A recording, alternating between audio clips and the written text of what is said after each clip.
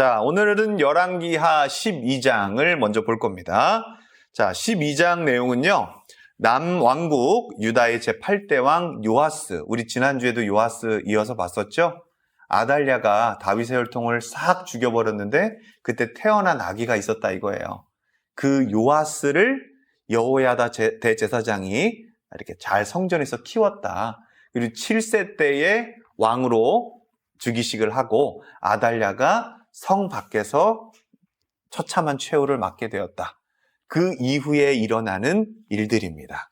자, 오늘 충격적인 얘기들이 많이 나옵니다. 그래서 오늘은요, 이 요아스 왕을 중점적으로 보고 그 이후에 이 북이스라엘의 2명의 왕을 볼 건데요. 예후의 아들들이에요. 예후의 아들들인데 다 하나님 보시기에 악한 일만 하는 모습들을 간략하게 우리가 볼 겁니다. 자, 그건 또 무엇을 의미하나도 이따가 우리 성경을 통해 보죠. 먼저 12장 1절부터 저희가 가보겠습니다. 자, 먼저 열왕기하를 볼 거고요. 남왕국 이야기는 열왕기하보다 역대하에 더 잘 나와 있기 때문에 역대하도 같은 본문을 비교하면서 이따가 보겠습니다. 먼저 1절 같이 읽겠습니다. 시작. 예후 제7년에 요아스가 왕이 되어 40년 동안을 예루살렘에서 다스렸다. 네, 이 7살 왕이 이제 드디어 왕이 7살 때 왕이 돼서 40회를 이렇게 다스렸다고 하죠. 자, 40해 동안 즉 33년 정도를 다스렸다 이렇게 이야기를 합니다. 자, 그의 어머니 시작. 그의 어머니 시기하는 브엘세바 사람이었다. 네, 이 말씀은요 원래 다윗의 혈통들이 싹 죽었었는데 이 요아스가 살았다는 거예요. 그러면서 다윗의 혈통임을 강조하는 반복되는 표현이었어요. 그래서 원래 다윗의 자손들은요, 그의 어머니가 누구인지를 밝히면서 이 사람은 진짜 다윗의 자손이다라는 것들을 얘기하는 패턴들이 있었는데요. 이게 끊겼다가 이번에 딱 기적적으로 나타나게 된다. 결국 하나님 나라는 패하지 않는다. 하나님 언약은 정확하게 이루어진다라는 표현이 이러한 반복되는 표현을 통해서도 나타납니다. 자, 2절입니다. 읽어보죠. 시작. 요아스는 여호야다 제사장이 가르쳐준 대로 하였으므로 일생 동안 주님께서 보시기에 올바른 일을 하였다. 아멘. 우리 민철이는 목사님이 가르쳐준 대로 행하였으므로 일생 동안 주님께 보시기에 올바른 일을 하였다. 하면 얼마나 멋있어요. 그죠? 네, 그렇게 될 거예요. 자, 3절입니다. 읽어보죠. 시작. 다만 산당을 제거하지 않아서 백성이 여전히 산당에서 제사를 지내고 향을 피웠다. 네. 이 요아스 왕은 어렸을 때부터 어디에 살았었죠? 성전에 살았어요. 그럼 여러분 성전 사랑하는 게 컸을까요? 컸습니다. 자기가 자라온 곳이 거기였기 때문에 성전의 곳곳들을 너무 잘 알고 있었어요. 그런데 여러분, 이 다윗의 혈통이 성전 관리를 잘했을까요? 아니면 점점점 약탈당하고 아달랴라는 여자가 바알을 숭배하면서 성전이 점점 망가졌을까요? 망가졌겠죠? 예, 그래서 성전이요, 여러분, 계속 약탈당하고 성전에 있는 것들이 부셔지기도 하고 아달랴가 바알을 숭배한 이후로부터는 성전의 제사장들도 가난하고 배굶고 있고 심지어 성전이 점점 영광을 잃어가고 있었어요. 아주 초라해 보였어요. 그걸 어렸을 적부터 본 사람이 누구였다? 요아스였다. 그래서 이 요아스는요, 성전 사랑함이 너무 컸던 사람입니다. 하지만 이 백성들은 아직도 아달랴가 죽었지만 뭘 사랑하고 있었냐면요, 이 가나안의 우상들, 이 가나안 땅에 있는 그 잡신들을 사랑했다라는 거예요. 그래서 성전 중심으로 살아간 게 아니라 자기네 욕심을 이루고자 할 때는 다 산당에 가서 바알을 섬기면 죽으니까 그 여호야다 제사장이 다 죽여버렸잖아요. 그죠? 그러니까 바알의 아내 아세라를 섬기기 시작합니다. 예. 그래서 지금 얘네들은 산당에 가서 여전히 향을 피고 제사를 지웠다라는 건 자기가 하나님을 찬양하고 싶을 때는 원래 하나님이 한 곳에서만 드리라고 했는데 그게 바로 성전이었거든요. 근데 성전은 기분 내킬 때 가서 하고 자기의 욕망이나 자기의 뜻을 이루고자 할 때는 왠지 하나님이 안 들어주실 것 같으면 어디 가서 했다는 거예요? 저쪽 큰 산당에 가서 바알 섬기면 욕먹으니까 죽으니까 어떻게 했다? 네, 바알의 아내 아세라를 섬기는 그러한 일들이 있었다라는 거예요. 제가 이걸 미리 초두에 말씀드리는 건 그 뒤에 나오는데요. 이런 맥락 안에서 보자는 거예요. 이해가 되셨죠? 자, 요걸 하나님이 안타까운 모습으로 봤다는 거예요. 그럼 여호야다 대제사장 때에도 산당에서 이방 제사를 드렸다는 거예요. 다만 요아스는 드리지 않았다라는 겁니다. 그러면 여러분, 왕이 백성들을 지금 컨트롤 영적으로 하고 있어요? 없어요? 없어요. 이걸 여러분 잘 봐야 되는 거예요. 요아스는 지금 성전 중심으로 엄청 열심히 잘 자라고 있거든요. 그럼에도 불구하고 왕의 포지션에서 백성들을 다 성전 중심으로, 하나님 중심으로, 율법 중심으로 모아야 했으나 왕만 잘했다라는 거예요. 누구 아래서? 여호야다 제사장의 가르침 안에서 왕만 잘했더라라는 얘기입니다. 이 분별하는 게 왜 이렇게 중요하냐? 이따 여호야다 대제사장이 죽고 나서 갑자기 이 요아스가 맛이 갑니다. 주변 사람들의 이야기들을 듣고 그냥 넘어가 버리면서 우상의 나라로 확 뒤바꿈이 될 정도로, 어쩜 이럴 수 있을까 싶을 정도로 망가집니다. 그러므로 하나님은 이 한 절 한 절에서 명확한 가이드라인을 보여주시는 거예요. 여러분, 다윗 때도 산당의 제사들이 있었습니다. 솔로몬 때도 있었어요. 그러니까 여러분, 지금 계속해서 하나님의 성전 옆에 뭐가 있었다는 거예요? 산당의 제사들이 있었다. 그걸 폐기한 사람들이 그렇게 없었다라는 겁니다. 이런 것들이 함께 있을 때 갑자기 어떤 일이 일어나냐? 오늘 이 포인트를 한번 보자는 거예요. 이해가 되십니까, 여러분? 우리가 대한민국에 살면서 우리의 진리를 말할 수 있는 자유가 있죠? 우리가 자유가 생기면 다른 사람들도 어떻게 된다는 거예요? 그들의 자유를 말할 수는 있어요. 이 체제 안에서는. 그렇죠?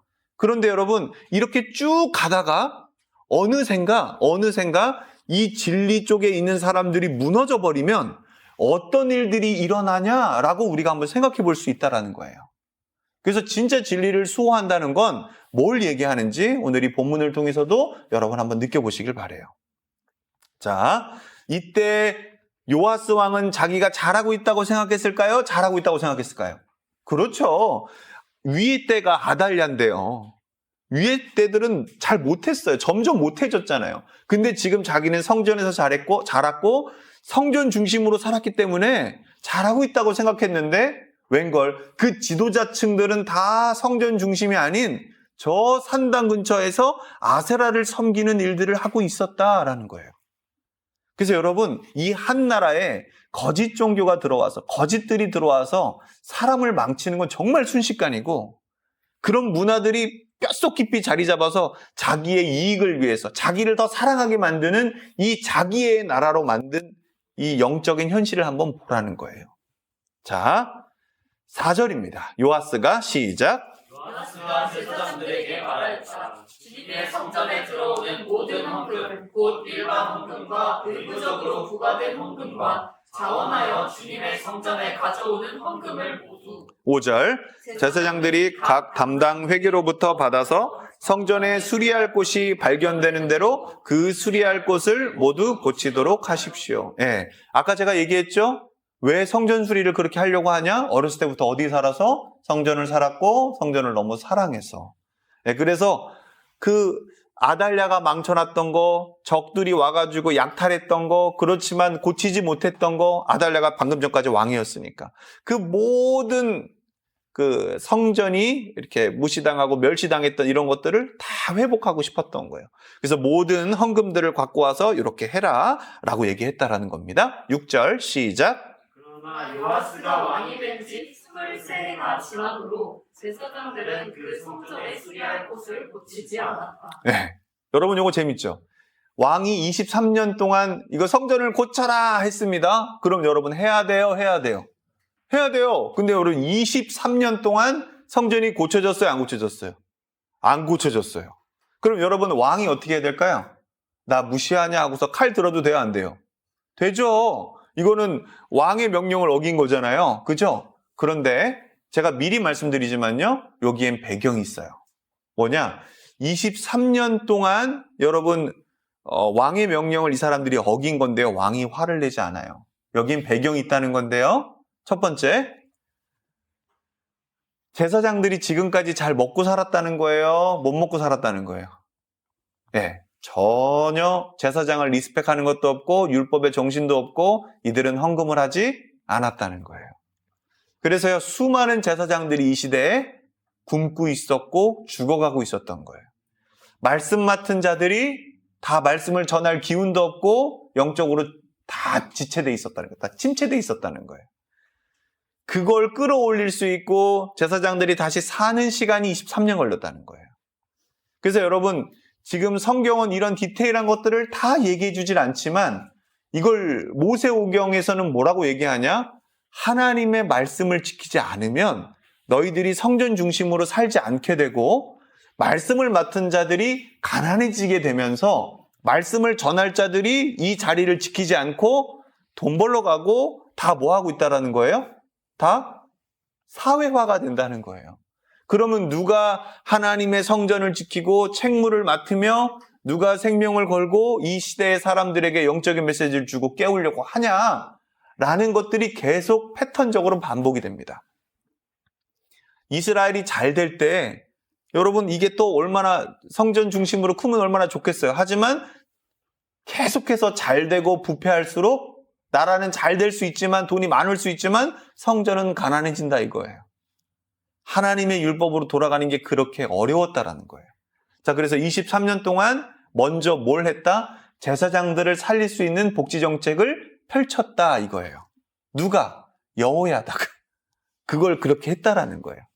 그리고 그거를 충분히 왕도 이제 이해를 합니다. 자, 우상숭배로 인한 백성들이 말씀대로 헌금하지 않아 제사장들은 극심한 생활고를 겪음. 요게 6절의 포인트입니다. 자, 7절 읽어볼게요. 요아스 시작. 요아스 왕이 여호야다 제사장과 다른 제사장들을 모두 불러서 그들에게 말하였다. 어찌하여 아직 성전에 수리할 곳을 고치지 않고 있습니까? 이제는 더 이상 담당 회계로부터 돈을 받아 두지 말고 성전을 수리하는 데 쓰도록 직접 넘기게 하십시오. 예.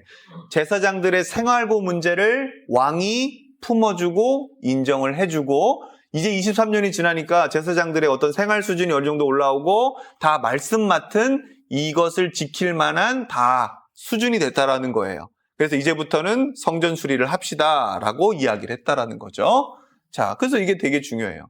그래서 여러분 잘 봅시다. 여러분, 교회의 재정은 화려한 건물을 짓는데 먼저 쓰여져야 될까요? 아니면 가난한 사람들 한 사람을 세우는데 먼저 쓰여져야 될까요? 둘 다 쓰여져야 돼요? 민철아, 뭔 거 같아? 세우는 거야. 건물 세우는 거? 아니. 가난한 자. 가난한 자들을 세우는 게 먼저 쓰여져야 될 것 같아? 야, 너 칭찬 받겠다. 그럼 민철아 끝까지 그 목소리를 여기서 내줘. 고마워. 여러분, 우리 민철이가 막내인데 지금 이걸 알았다 이거예요? 그럼 이제 우리 김정락 집사님까지도 아시는 거예요. 예. 좋습니다. 민철아, 오늘 좋아. 태도 좋아. 아주 좋아. 감사해요. 자, 여러분, 교회란 건 사실 엄격하게 말하면 우리입니다. 아멘? 여러분에게 투자하는 거, 또 목사님인 저에게 투자하는 거, 우리 모두에게 투자하는 건 하나님 기뻐하시는 겁니다. 아멘? 이게 1번이어야 합니다. 이게 본질입니다. 여기에 모든 것들이 투자되고 집중되는 우리 예술교회 되기를 바랍니다. 아멘? 그럼 여러분 이게 순서가 어떻게 되냐? 우리가 커요, 이제. 우리가 잘 자라고 우리가 큽니다. 그러면 어느샌가 우리는 하나님 안에서 자라났는데 또 우리에 맞는 그릇들이 하나님 또 준비해 주세요. 그럼 그게 뒤에 따라오게 돼 있는 거지. 화려하게 짓자, 화려하게 짓자, 화려하게 짓자 라고 얘기해서 지금까지 남아있는 교회들이 대부분 다 교인들은 사라지고 관광지가 되어 있는 현실입니다. 이해되셨죠, 여러분?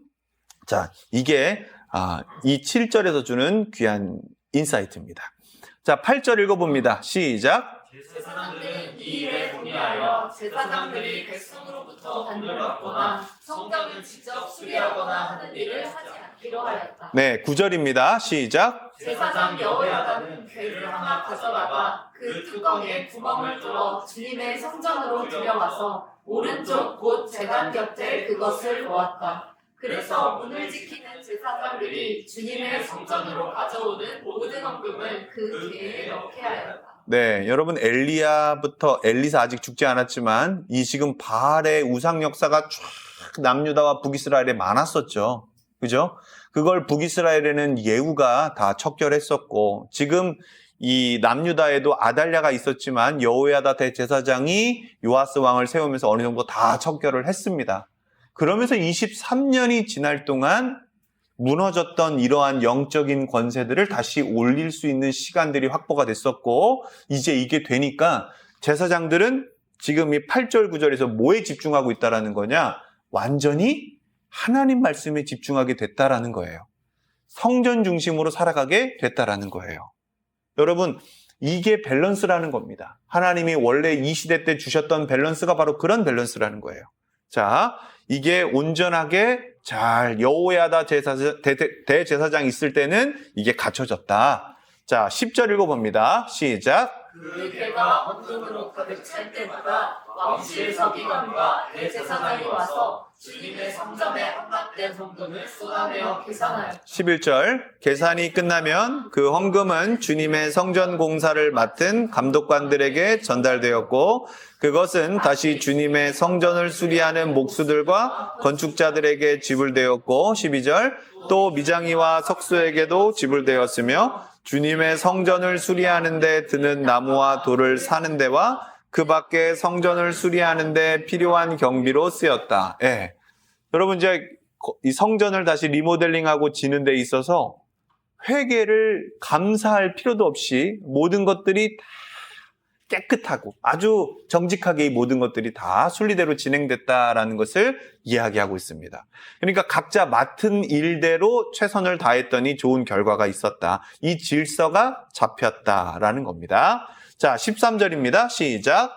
주님의 성전에 헌납된 그 헌금은 주님의 성전에서 쓸 은대접들과 부집개와 대접들과 나팔 등의 금 그릇이나 은 그릇을 만드는 데 쓰이지는 않았다. 14절 그 헌금은 오직 일꾼들에게 주어 그것으로 주님의 성전을 수리하는 데만 사용하였다. 15절 또 돈을 받아 일꾼들에게 주는 감독관들에게 대한 회계 감시를 하지 않았는데 그것은 그들이 성실하게 일하고 있었기 때문이다. 아멘. 자, 보세요.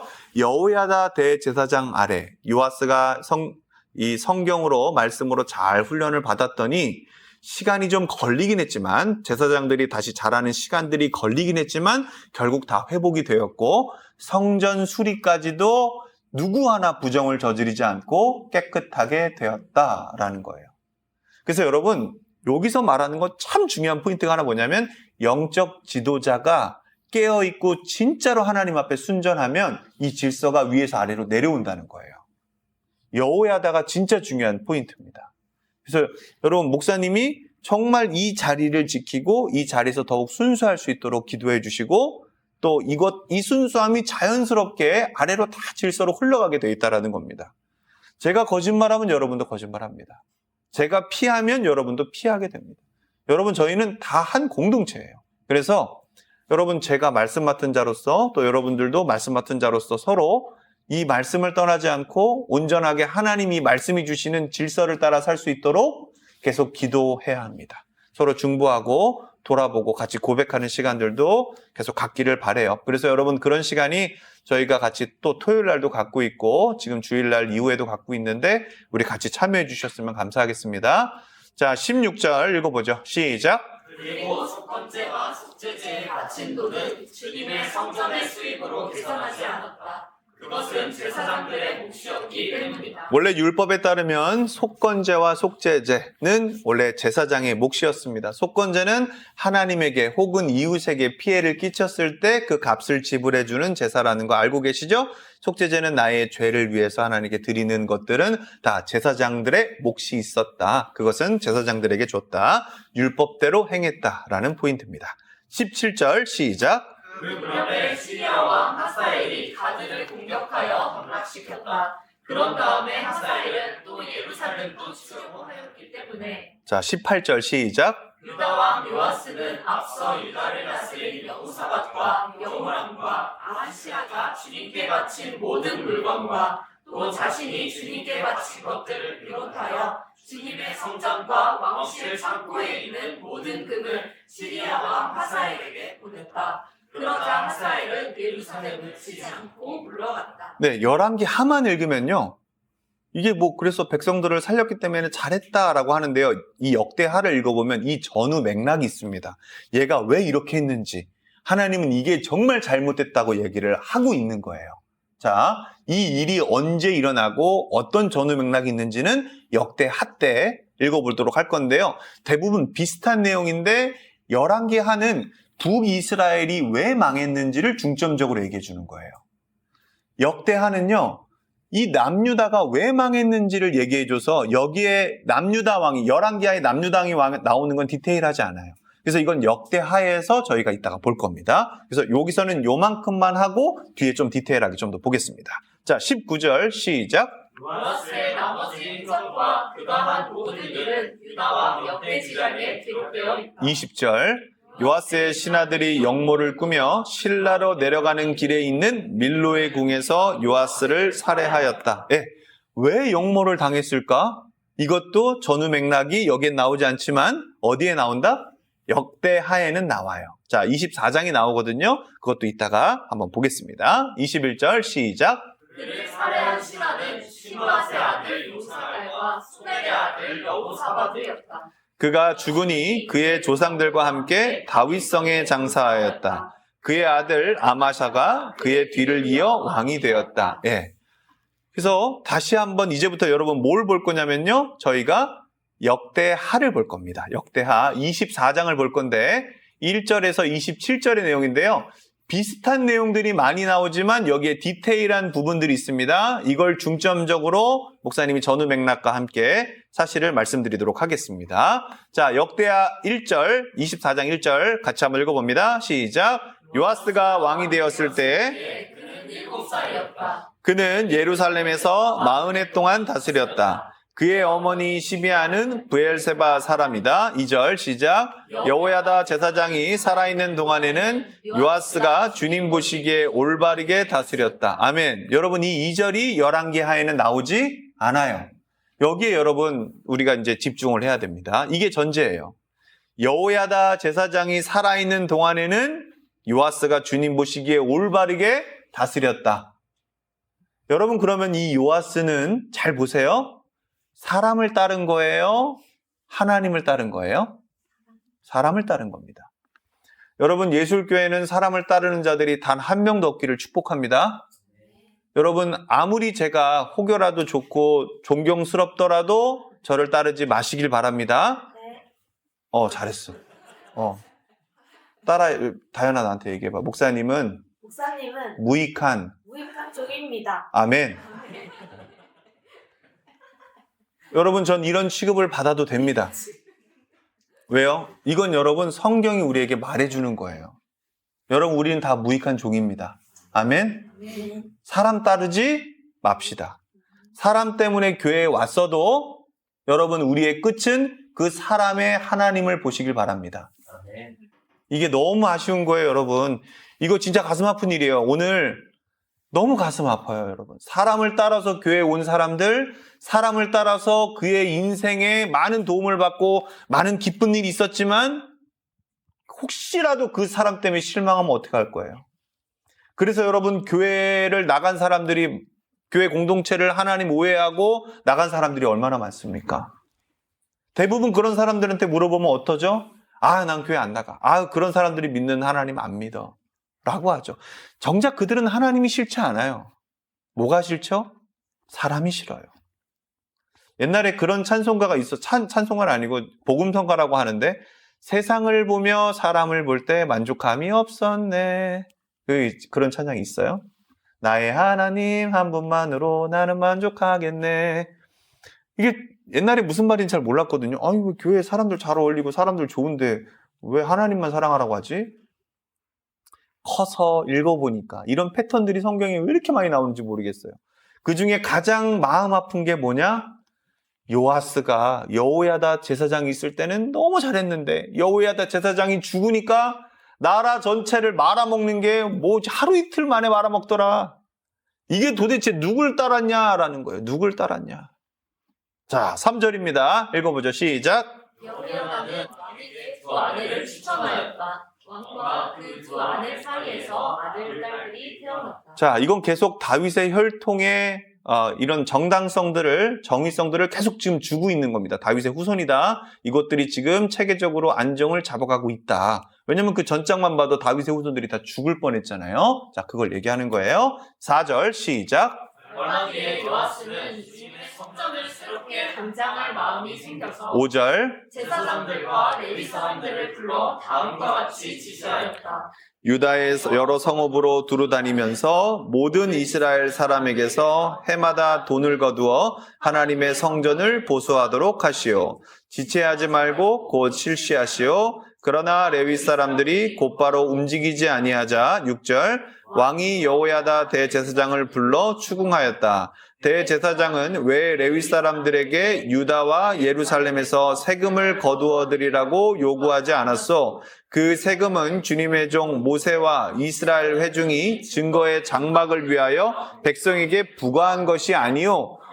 오히려 여호야다 제사장한테 요아스가 얘기하는 거예요. 아니, 율법대로 써 있는데 그걸 왜 안 하고 쟤네들이 주춤거리는데 그거 왜 혼내지 않습니까? 대제사장이 돼갖고. 이런 질서는 레위 지파가 영적으로 딱 잡고 가져야 되는 거 아닙니까? 라고 딱 제안을 했다는 거죠. 자, 근데 그 이유가 뒤에 나옵니다. 7절 시작. 그 사악한 여인 아달랴가 자기 아들들을 시켜서 하나님의 성전을 부수고 들어가게 하였고 또 그 안에 있는 성물까지 꺼내다가 바알에게 바치게 하였기 때문에 성전 보수를 서둘러야만 하였다. 아멘.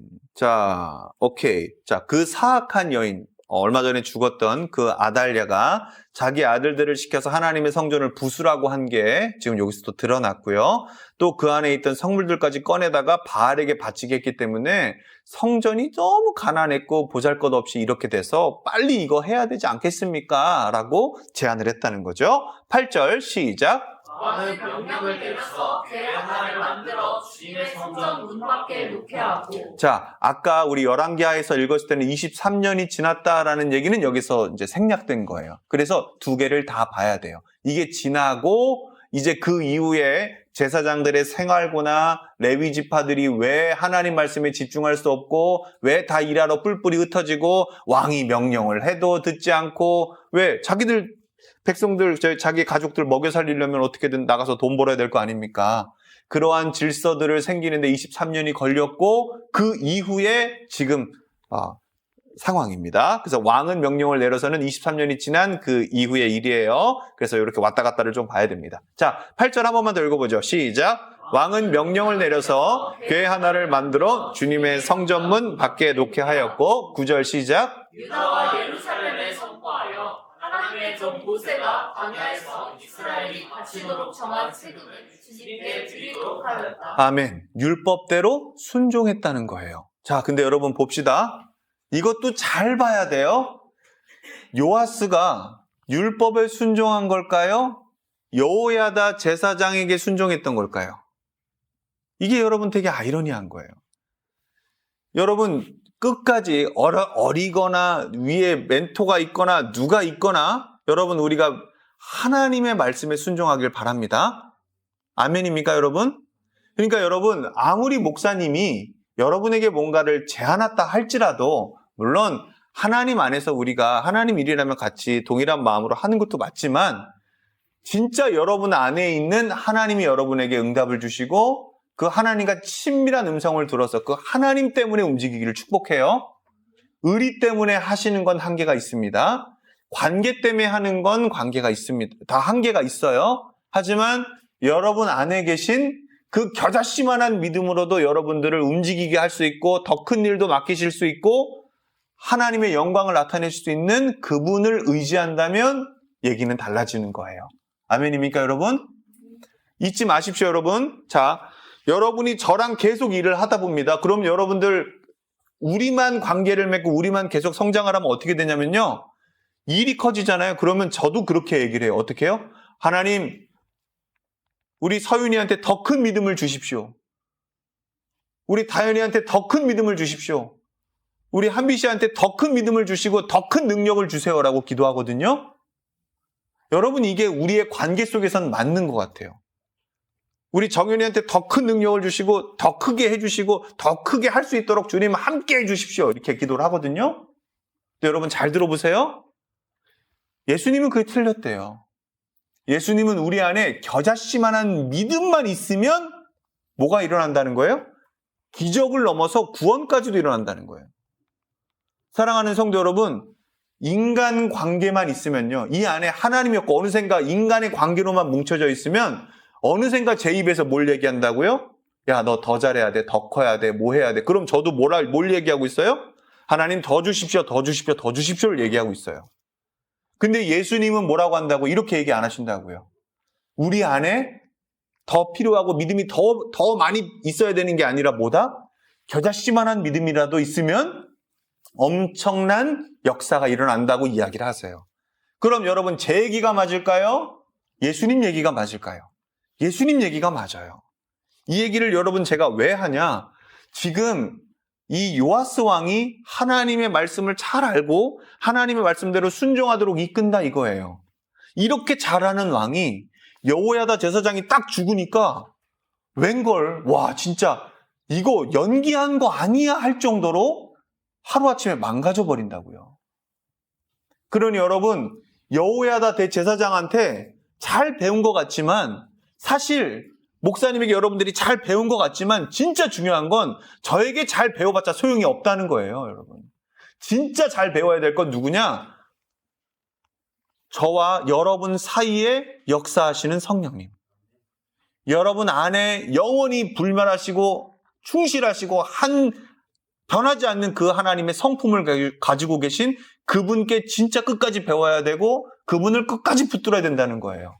아멘?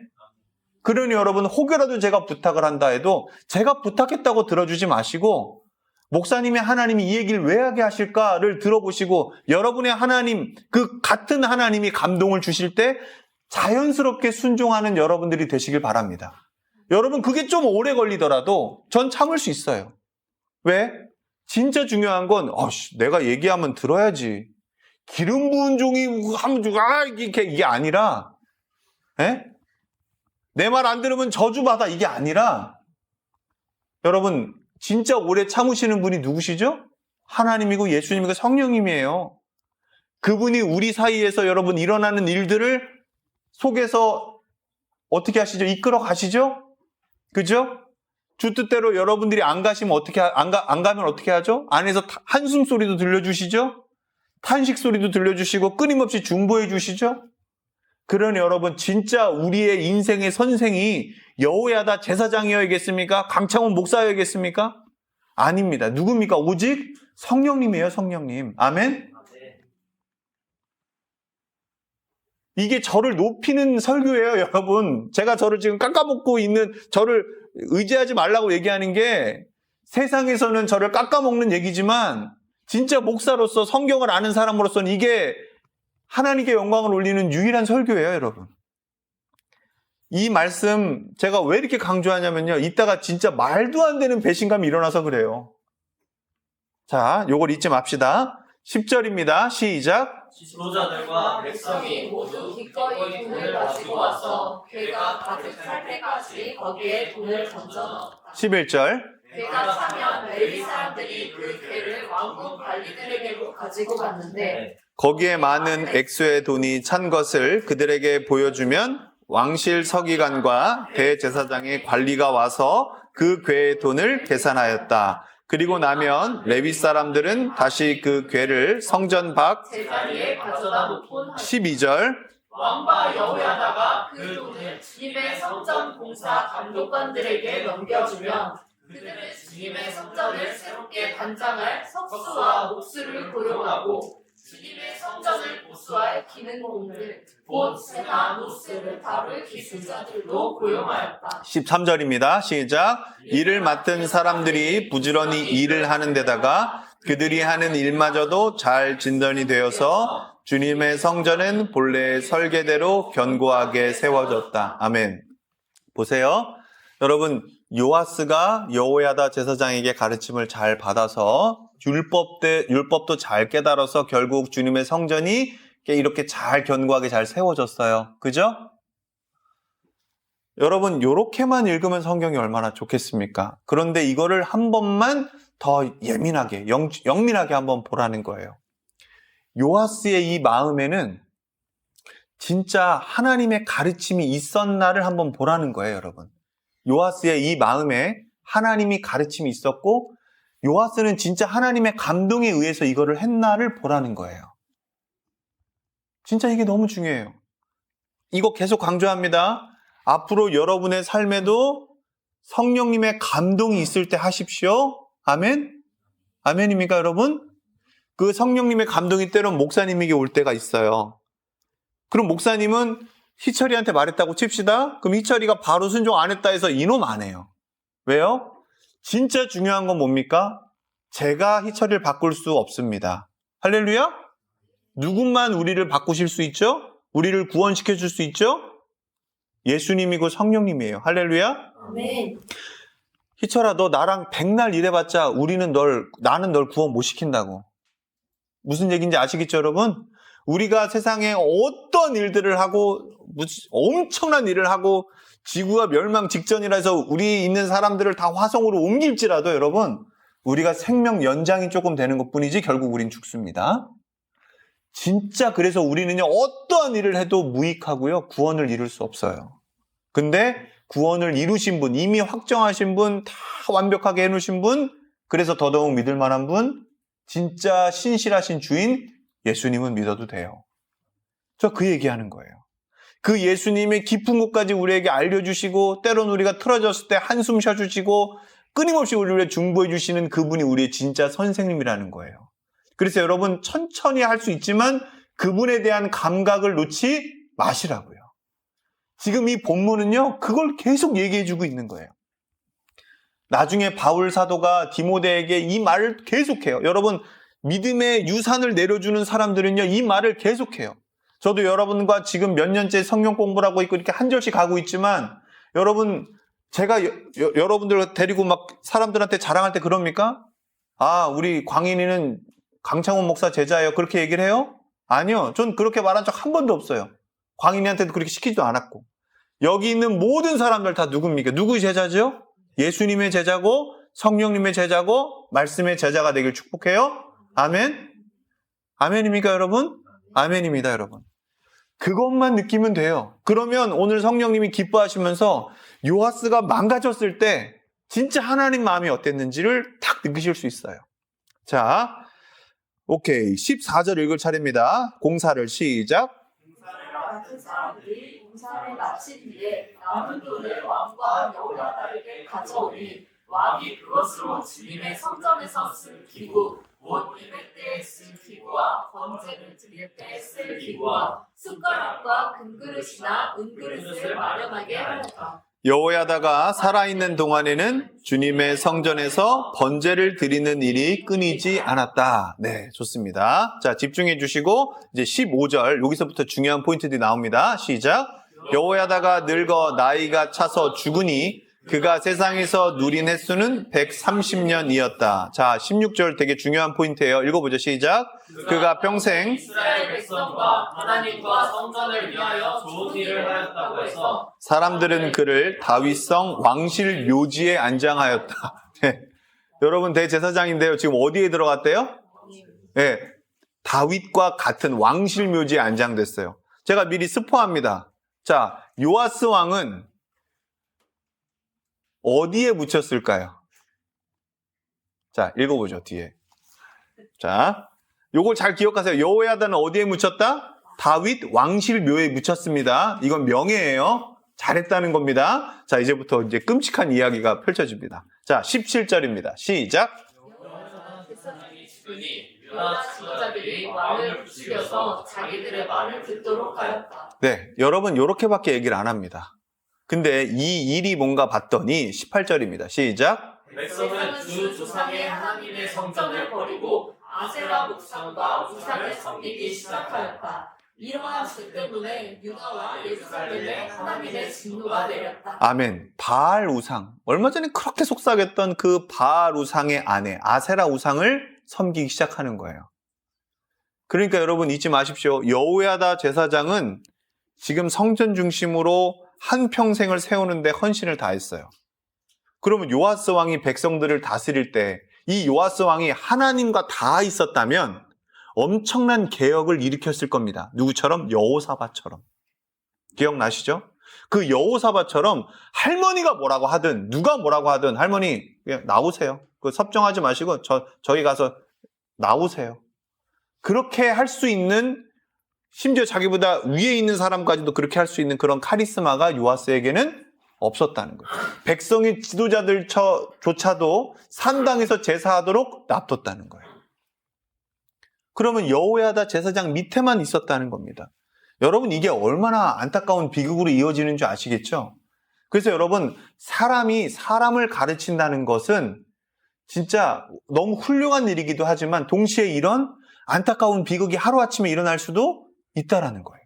그래서 진짜 영혼을 맡기고 사람을 교육할 때 의탁할 수 있는 분은 멘토가 아니라 사실은 그 멘토의 하나님이어야 돼요. 여러분, 우리의 마지막 종착역이 하나님이길 바랍니다. 우리의 처음과 끝이 하나님이길 바라요.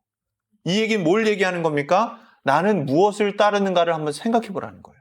난 누구를 따르지? 사람은 무엇을 따라야 하지? 이 젊은 시절에 이걸 한번 생각해 보라는 거예요. 미안하지만 요아스는 지금 하나님을 따랐던 게 아니라는 겁니다, 여러분. 사람을 따랐다는 거예요. 그 사람이 딱 끝나니까 어떻게 됐다는 거예요? 지금 이런 꼴이 났다는 겁니다. 오늘 여러분, 성령님이 여러분의 주인으로서 물으십니다. 너 누구를 따르고 있니? 너 뭘 따라야 되니? 너 진짜 사람을 따르니? 너 누굴 따르니? 너의 고집은 왜 생겼니? 한번 보라는 거예요, 여러분. 자, 19절입니다. 시작. 주님께서는 백성을 주님께로 돌이키도록 경고하시려고 예언자들을 보내셨지만 백성은 예언자의 말 듣기를 거절하였다. 네. 지금 하나님이 이 상황이 이렇게 되니까 너무 마음이 아프신 거예요. 이 땅에서 말 들을 애가 요아스인 것 같았는데 요아스가 확 넘어가 버리니까 마음이 너무 아프신 거예요. 그래서 어떻게 합니까? 모든 자들이 이야기를 안 들어요. 여러분, 지금 여기서 누굴 보내셨다고 했죠? 예언자들을 보냈다고 해요. 그럼 여러분, 말씀 맡은 레위 지파들 23년 동안 생활고에 찌들렸다가 결국은 다 먹고 살만하고 말씀을 맡은 자들도 지금 누구한테 말 한마디 못하는 거예요? 요아스 왕한테 말 한마디 못하는 거예요. 그러니까 하나님이 이 성전 밖에 있는 자들, 이 산당의 제사들을 보면서 마음이 썩어가고 아달랴의 이 패역한 짓을 보고 남유다 이런 것들이 막 돌아오면서 가슴 찌려졌던 그 예언자가 여호야다 제사장 있을 때는 그나마 괜찮구나 했는데 이게 하루아침에 무너지니까 진리를 수호하던 쪽에서 진리가 있으니까 어떻게 해요? 아, 거짓 제사들이 있어도 돼. 왜? 진리가 있잖아. 진리가 있으면 이게 다 거짓인지 드러나. 이러한 자유 체제 속에서 잘 지키고 왕도 잘 있고 잘 했었는데 이게 한쪽이 싹 무너지니까 어떻게 됩니까? 아세라가 판을 치겠죠. 그러니까 하나님이 예언자들을 싹 보내서 어떻게 하죠? 이들한테 책망도 하고 그렇게 하지 말라고 하는데 어떻게 됩니까? 듣지도 않습니다. 자, 그런 사람 중에서 여호야다 대제사장의 아들, 이제 뭐 비슷한 동명이인인데요. 스가랴라는 사람이 이제 하나님이 메시지를 주셔서 찾아가게 합니다. 자, 그때 어떤 일이 일어나는지 한번 봅시다. 20절 시작. 여호야다 제사장의 아들 스가랴가 하나님의 영에 감동이 되어 백성 앞에 나서서 말하였다. 나 하나님이 말한다. 어찌하여 너희가 주님의 명을 거역하느냐? 너희가 형통하지 못할 것이다. 너희가 주님을 버렸으니 주님께서도 너희를 버리셨다. 여호야다 대제사장의 아들이 그런 말을 하나님의 영에 취해서 한 거예요. 왕이여 깨달아라, 백성들이여 깨달아라 라고 얘기한 거예요. 그랬더니 21절 시작. 그러나 사람들은 그를 없앨 음모를 꾸몄고 드디어 왕의 명령을 따라 주님의 성전 뜰에서 그를 돌로 쳐 죽였다. 네. 여러분 보세요. 사람들이 싫어했어요. 그럼 즉 유다의 지도자들이 저 여호야다 대제사장의 아들 스가랴를 싫어했어요. 그거를 요아스 왕에게 가서 말합니다. 저 새끼 죽여야 된다고. 그랬더니 어떻게 합니까? 성전 뜰로 딱 보낸 다음에 돌로 쳐 죽입니다. 여러분 율법을 공부하신 저와 함께 공부하신 분들은 아시겠지만 돌로 사람을 쳐 죽이는 건 간음죄나 신성모독죄나 그죠? 부모를 죽였을 때에도 솔직히 말하면 돌로 쳐 죽여도 되지만 대부분 나무에 또 걸어놔서 죽이기도 해요. 그런 반복되는 특별한 사항을 몇 개를 제외하고서는요, 진짜 불명예스러운 신성모독과 그리고 이제 남의 어떤 생명을 빼앗거나 이런 어떤 순결을 빼앗은 이러한 잔인한 범죄에만 이렇게 돌로 쳐 죽이는 이런 겁니다, 여러분. 그걸 지금 누가 당했다는 거예요? 이 스가랴가 당했다는 거예요. 근데 너무 신기해요. 이 사람 죽을 때 하는 말이 여러분 엄청납니다. 근데 그 전에 그럼 이 스가랴가 죽은 죄명이 있어야 될 거 아니에요? 이 죄명이 뭘까요? 신성모독죄예요, 신성모독죄. 그럼 이들의 하나님은 누굴까요? 하나님일까요? 아세라일까요? 아세라인 거예요, 아세라. 바알이 죽으니까, 바알이 딱 아웃되니까 그 바알의 아내가 딱 그 자리에 앉아 있던 거고, 이들이 지금 그 죄명으로 누굴 죽인 거예요? 예, 여호야다 제사장을 못 죽이니까 그 아들 스가랴를 죽인 거예요. 여러분, 이 악의 세력 계속 있습니까? 있습니까? 있어요. 있어요. 복수합니다. 근데 이 스가랴의 태도가 아벨의 죽음과 그리고 이제 신약에 이따가 우리 나중에도 볼 거지만 이 스데반의 죽음과 너무 흡사합니다. 아벨도 돌 맞아서 죽었거든요. 돌로 쳐서 맞아 죽었고 스데반도 돌 던져서 그걸로 맞아서 죽거든요. 근데 그들이 외치는 소리가 다 똑같아요. 자, 그 뭐라고 하냐? 21절입니다. 시작. 이르렀듯 요아스 왕은 스가랴의 아버지 여호야다가 자기에게 보인 그 충성을 생각하지 않고 그의 아들을 죽였다. 네, 스가랴는 죽으면서 주님께서 이 일을 굽어보시고 갚아주십시오 하고 외쳤다. 스가랴는 어떻게 했냐? 선악간에 심판하시는 분은 하나님이십니다. 주님 이 모든 일을 굽어 살펴보시고 주님이 갚아 주십시오. 이런 걸 딱 외치고 돌 맞아 죽었다는 거예요. 스데반도 똑같아요. 주님 저들은 저들의 죄를 모릅니다. 저들의 죄를 용서해 주십시오. 죽었어요. 여러분 이게 선지자예요. 선지자는 하나님의 메시지를 말하고 죽어요. 대부분 그렇습니다. 그래서 여러분 하나님이 마지막 날까지 예수님 때문에도 참으시고 끝까지 참으시는데 항상 뭘 얘기하시냐? 선지자의 피부터 쭉쭉쭉 와서 결국 이렇게 순교자들의 피의 양이 찰 때까지 하나님이 참으시는 거예요. 여러분 마지막에 하나님은 반드시 이 죄값을 생명값을 물으십니다. 네, 물으세요. 그래서 여러분 지옥은 천국이랑 딱 공통점이 하나 있어요. 그게 뭘까요? 영원해요. 천국은 영원히 주님과 함께 행복하게 사는 거고요. 지옥은 영원히 죽지 않고 고통을 받는 곳이에요. 그게 진짜 심판이에요, 여러분. 진짜 심판. 자, 23절입니다. 이제 마치 하나님이 이 스가랴의 기도를 응답하신 것처럼 말도 안 되는 불균형들이 시작됩니다. 하나님이 이방을 들어서 이스라엘을 찌르는 가시로 쓰시죠. 자, 23절 읽어봅니다. 시작. 해가 바뀌는 무렵에 시리아 군대가 요아스를 치러 진군하였다. 그들은 유다와 예루살렘을 점령하고 백성의 지도자들을 죽이고 노략한 물건은 다마스쿠스에 있는 자기들의 왕에게로 보냈다. 네. 그 시리아 군대가 갑자기 쳐들어옵니다. 그리고 그들은 유다와 예루살렘을 점령하고 백성의 지도자들을 죽이고 노략한 물건은 다마스쿠스에 있는 자기들의 왕에게로 보냈다. 백성의 지도자를 죽였다는 건 아세라 섬기던 애, 그리고 지금 스가랴 죽였던 애들 있죠? 걔네들이 갑자기 다음 해에 죽었다는 거예요. 시리아가 쳐들어와가지고. 자, 24절 시작. 시리아 군대는 수가 얼마 되지 않았다. 그러나 주님께서는 유다 백성이 주의 조상의 하나님을 버린 것을 못마땅하게 여기셔서 그 적은 수의 시리아 군대가 유다의 대군과 싸워 이기게 하셨다. 이렇게 요아스에게 심판이 내렸던 것이다. 네. 그러니까 좀 원래 훨씬 어느 정도 좀 적당히 좀 많이 좀 이렇게 수가 좀 맞아야 좀 전쟁을 할 만한데 훨씬 적게 와서 그냥 이겨버리고 그냥 다 죽이고 갔다는 거. 심판을 하나님 또 이렇게 하셨다. 자, 25절 시작. 시리아 군대는 요아스에게 심한 타격을 입히고 물러갔다. 요아스의 신복들은 요아스가 여호야다의 아들 스가랴 제사장을 죽인 일에 반감을 품고 요아스가 잠을 자고 있는 동안에 그를 죽이고 말았다. 요아스는 이렇게 죽고 말았다. 자, 여기까지. 결국 갑자기 아까 열왕기 할 때는 죽었다고 표현했잖아요. 그게 결국 어떤 전후 사정이 있는지 역대하는 이야기하고 있는 거예요. 요아스를 가장 잘 따랐던 신복들이 그냥 죽였다는 거예요. 자, 그럼 한번 생각해 봅시다. 여호야다 제일 잘 따랐던 사람이 누굴까요? 누굴까요? 여호야다 대제사장을 잘 따랐던 사람. 요아스예요. 이해되시죠, 여러분? 요아스가 누굴 죽였죠, 결국?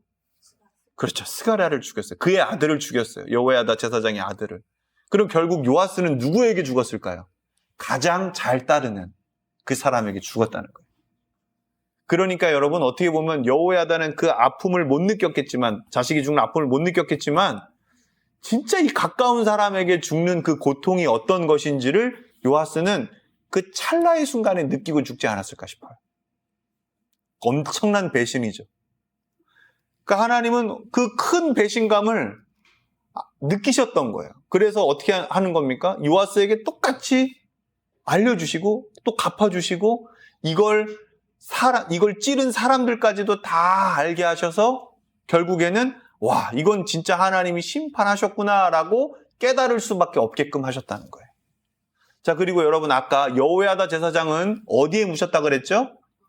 네, 대제사장이었지만 왕실 묘에 묻혔다 했죠? 자, 그 뒤에 이 요아스 왕은 어디에 묻히는지 한번 봅시다. 그는 시작. 그는 다윗성에 묻히기는 하였으나 왕실 묘지에 안장되지는 못하였다. 네, 불명예다 이거예요. 여호야다 대제사장은 묻히고 요아스 왕은 묻히지 못하는 불명예를 얻었다라는 겁니다. 이건 왕도 아니야. 아유, 쪽팔려. 이렇게 됐다는 거예요. 안타깝죠, 여러분? 이게 여러분 사람을 따른 자의 최후라고 하면 틀린 말일까요? 아니라는 겁니다, 여러분. 그래서 여러분 이 시대에 인본주의가 판을 치고 사람과 사람의 관계가 그렇게 중요하다고 얘기를 하지만 그 사람의 하나님을 보지 않는 이상 우리는 실족하게 되고 우리는 실망하게 되고 그런 것들이 선악간의 심판자가 돼서 서로 막 싸우고 시험 들고 하다 보면 결국엔 살인도 하게 되고 결국은 나뉘어지게 된다 이거예요. 그러니 여러분 이 본문이 주는 오늘 하나님의 인사이트를 잘 깨닫게 되시길 축복합니다. 여러분 우리의 선생님은 누구밖에 없다? 하나님밖에 없고 성령님밖에 없고 예수님밖에 없다. 그분을 따라야 한다. 요게 중요한 메시지입니다. 야, 민철아 오늘 너무 멋있다. 잘하고 있어. 자, 좋습니다. 26절입니다. 시작. 요아스에게 반란을 일으킨 저는 암몬 여인 시므앗의 아들 사밧과 모압 여인 시므릿의 아들 여호사밧이다. 27절 요아스의 아들들의 이야기와 요아스가 중대한 경책을 받은 것과 하나님의 성전을 보수한 사적은 모두 열왕기 주석에 기록되어 있다. 그의 아들 아마샤가 그의 뒤를 이어 왕이 되었다. 아멘. 여러분 우리 가운데서도 진짜 어느 누구 하나 자신할 수 없는 게 그렇잖아요. 요아스가 못하다가 이렇게 한 게 아니라 잘하다가 이렇게 한 겁니다. 그러니 여러분 이런 메시지도 있는 거예요. 이 시대에 요아스 같은 사람들이 있습니다. 공동체가 필요한 사람들이 있고 리더가 필요한 사람들이 있어요. 그럼 그런 공동체와 리더는 그를 어떻게 품어야 되냐 이거예요. 어떻게 품어야 될까요? 그를 하나님을 볼 수 있게끔 품고 그가 하나님의 음성을 들을 수 있도록 기다려주고 할 수 있는 게 다 필요하다 이겁니다. 그러니 여러분 자기가 혼자 신앙생활 할 수 없는 분들이 계십니다. 그런 분들은 주변에 여호야다 대제사장 같은 분이 있음에 감사하고 그분의 하나님 보시기를 끊임없이 바라고 또 같이 서로 노력해야 할 것입니다. 그렇게 기도하는 여러분들 또 저 함께 되시기를 축복합니다. 자, 27절까지 읽었습니다. 여기서 어려운 요즘 말은 아니죠. 경책이라는 말이 뭐냐면 경고와 가르침, 그 지혜가 담긴 말들이란 뜻입니다. 자, 오늘 13장까지 볼 건데요. 13장 내용은 그렇게 길지 않습니다. 그리고 북이스라엘 왕들이 반복되는 패턴 속에서 여로보암의 길을 따랐다. 예후의 아들들이 여로보암의 길을 따랐다. 그러면서 망했다. 그리고 맨 마지막에 엘리사가 선지자가 죽습니다. 그 내용, 좀 핵심적인 내용만 딱 보고 오늘 예배 마무리하도록 하겠습니다. 자, 13장 북이스라엘의 제11대 왕 여호아하스. 자, 읽어봅니다. 1절 시작. 유다 왕 아하시아의 아들 요아스 왕 제23년에 예후의 아들 여호아하스가 이스라엘을 다스리는 왕이 되어 사마리아에서 17해 동안 다스렸다. 그에 대한 평가가 2절에 나옵니다. 시작. 그러나 그는 주님 보시기에 악한 행동을 하였고 이스라엘 죄로 짓게 한 느밧의 아들 여로보암의 죄를 따라가 그 길에서 돌아서지 않았다. 금송아지 우상을 계속 섬겼다 이거예요. 바알은 안 섬기는데 뭘 섬겼냐? 금송아지 우상을 계속 섬겼다. 3절 시작. 그리하여 주님께서는 이스라엘에게 진노하셔서 시리아의 하사엘을 손을 그들을 넘기시고 계속해서 하사엘의 아들 베나닷의 손에 넘기셨다. 베나닷 하는데요. 애굽의 왕을 바로라고 하는 것처럼 시리아의 왕을 베나닷이라고 합니다. 근데 얘는 3세예요. 아무튼 이렇게 아시면 됩니다.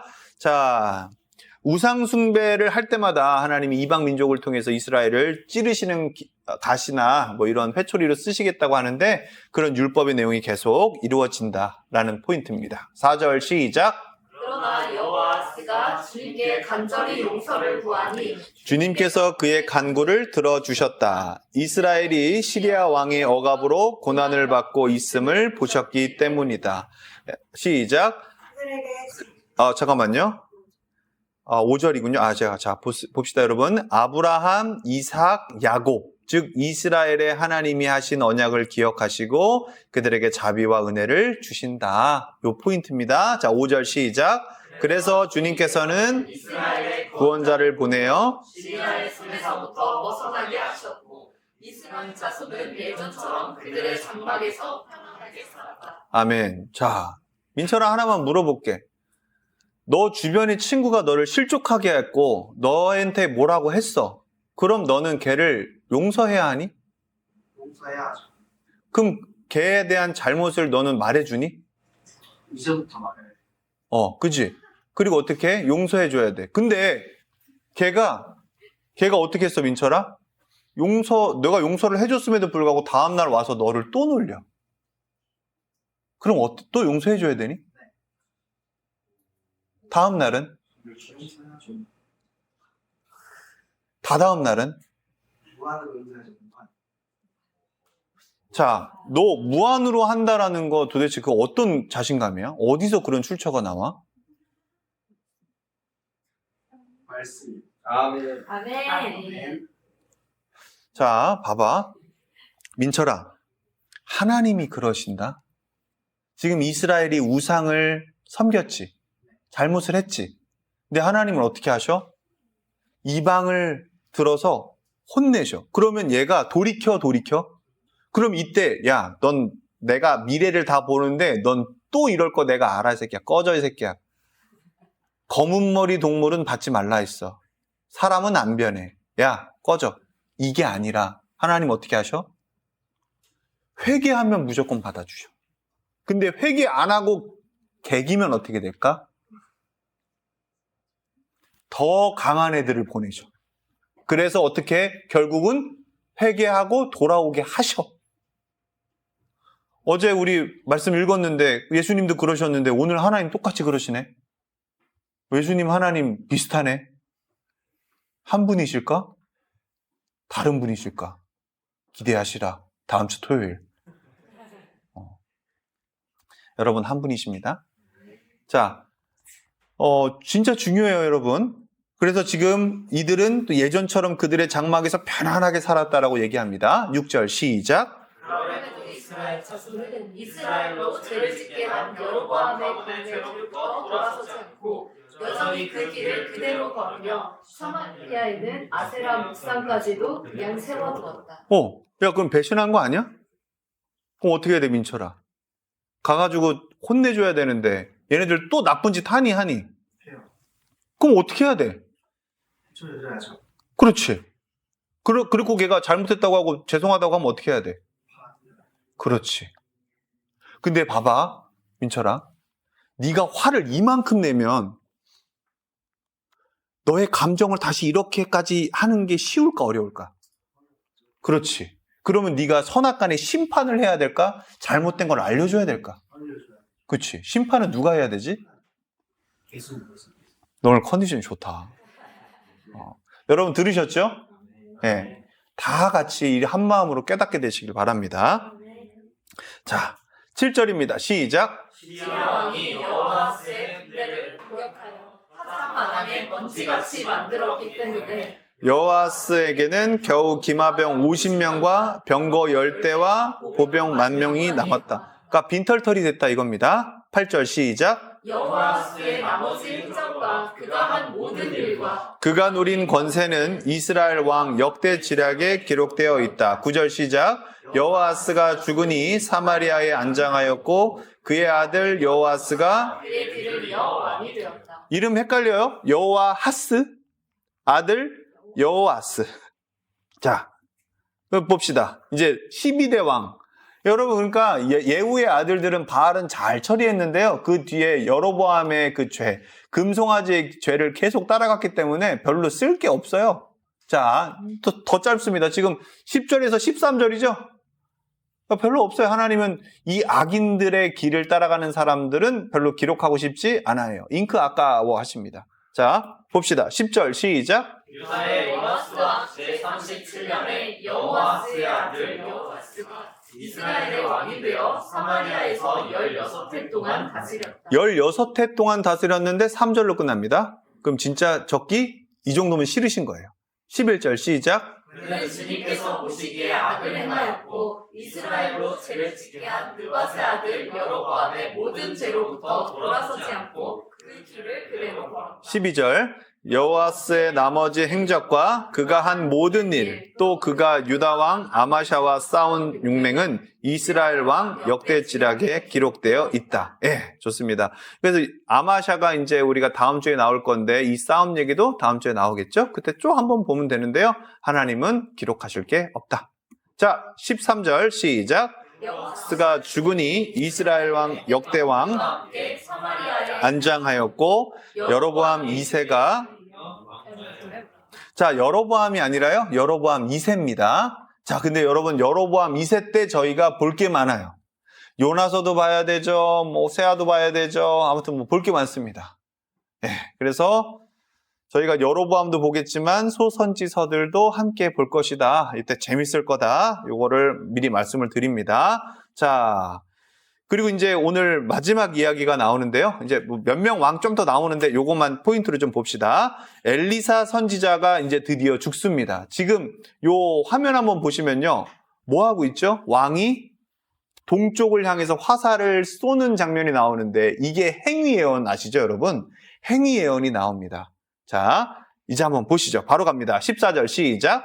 엘리사가 죽을 병이 들자 이스라엘 왕 여호아스가 그에게로 내려왔다. 그리고 그 앞에서 눈물을 흘리며 말하였다. 나의 아버지 이스라엘의 병거와 마병이시여.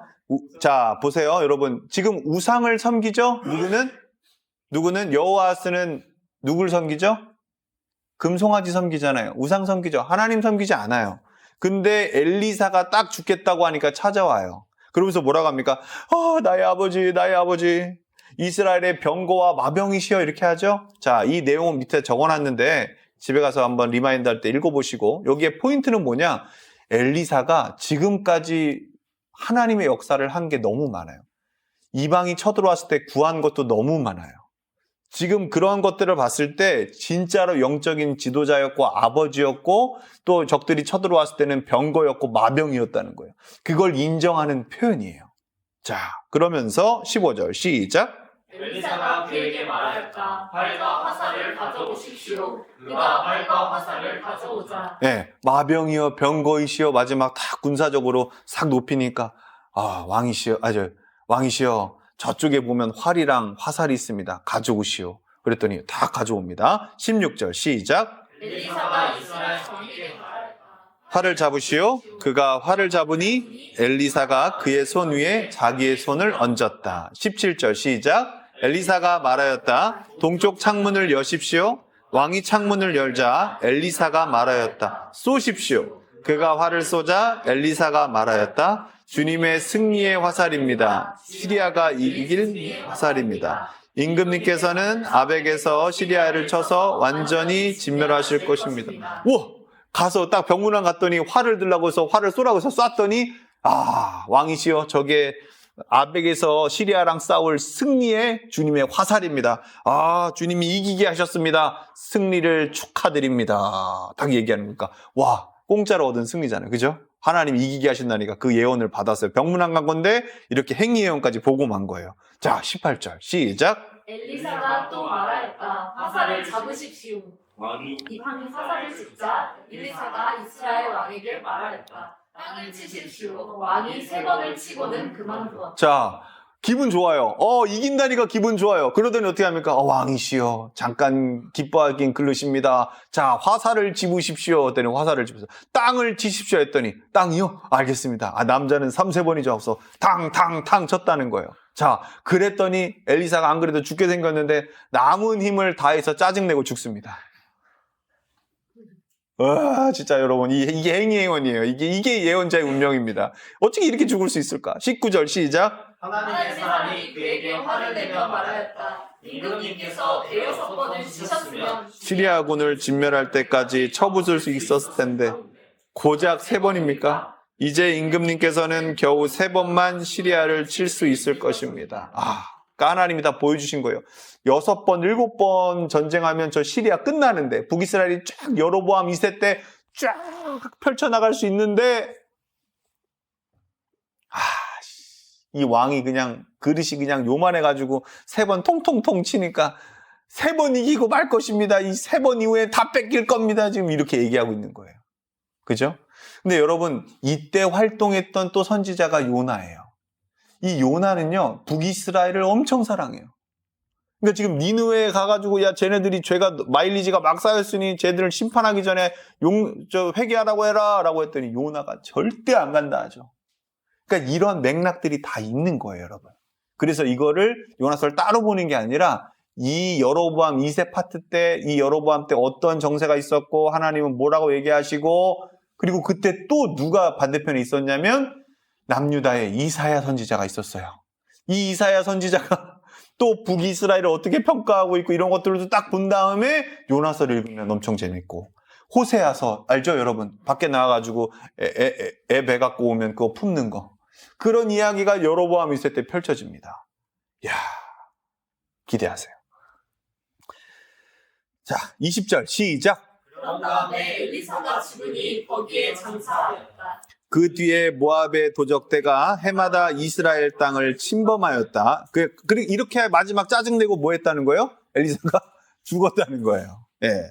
그리고 계속 도적들이 침범하였고요. 21절 시작. 한 번은 장사 지내는 사람들이 어떤 사람의 주검을 묻고 있다가 이 도적대를 보게 되었다. 그러자 그들은 놀라서 그 주검을 엘리사의 무덤에 내던지고 달아났는데 그때 그 사람의 뼈가 엘리사의 뼈에 닿자 그 사람이 살아나서 제발로 일었었다. 여러분 이런 구약에서 이런 얘기 처음 들어보죠? 그러니까 여러분들은 교회를 진짜 순수하게 다니신 거예요. 여러분 목사님 설교를 떠나서 하나님의 설교를 들으십시오. 아멘. 제발 편식하지 마시고 하나님 설교가 찐입니다. 자 여러분 이건 뭘 얘기하냐? 쉽게 말하면 이런 겁니다. 엘리사의 무덤이 있었다는 거예요. 근데 어떤 사람들이 와가지고 뭘 하고 있었다?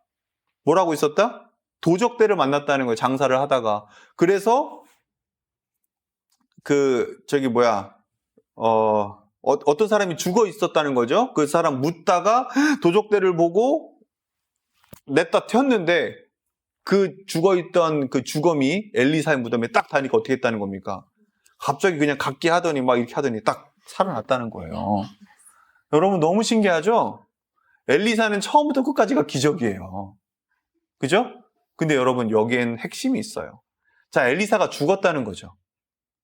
그럼 죽음 이후에도 하나님이 역사하신다는 거예요? 맞죠? 있는 그대로 맞죠? 그러면 죽음까지도 하나님의 영역이라는 겁니까? 맞죠? 지금 구약시대의 사람들에게 이걸 명확하게 알려주는 거예요. 죽음도 하나님의 영역 안에 있다는 거예요. 이걸 명확하게 알으라는 거예요. 문자적으로든 현상적으로든 이걸 알으라는 거예요. 두 번째, 지금 요 노란 글씨 한번 천천히 읽어볼까요? 요거는 시간상 한번 읽어보겠습니다. 엘리사는 시작. 엘리사는 죽었지만 그를 통해 역사하시던 하나님의 능력 자체는 여전히 살아있고 초월적이라는 메시지를 전달합니다. 아멘. 여러분, 이 본문이 왜 뒤에 나올까요? 요아스, 여호야다 그 뒤에 나올까요? 요아스는 어디까지 봤죠? 여호야다까지 봤어요. 여호야다가 죽고 나서도 뭘 봤어야 되죠?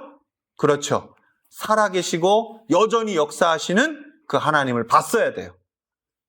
그런데 여러분, 이미 죽어있는 자가 있어요. 어떤 사람? 이 이름도 모를 한 주검이 있다 이거예요. 근데 그 주검이 너무 신기해요. 그 무덤을 딱 만지니까 살아났다 이거예요. 여러분, 이거는 데칼코마니를 한번 보라는 겁니다. 그럼 이게 뭘 얘기할까요? 자, 두 번째 읽어보죠. 이 사건은 시작. 이 사건은 선지자 사역이 끝난 후에도 하나님이 여전히 그 백성을 돌보신다는 상징적 의미로 해석될 수 있습니다. 아멘.